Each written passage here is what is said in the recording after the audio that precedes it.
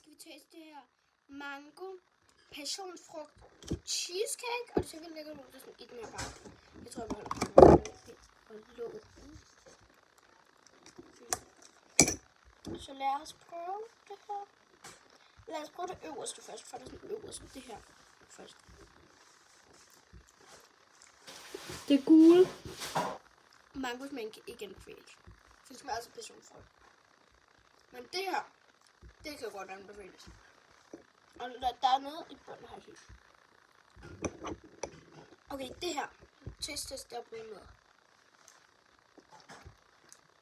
Det kan anbefales. Hvem end der lavede det i hvert fald factory, jeg ved hvad. Kom man til at lave videoen. Fordi det her smager sindssygt godt.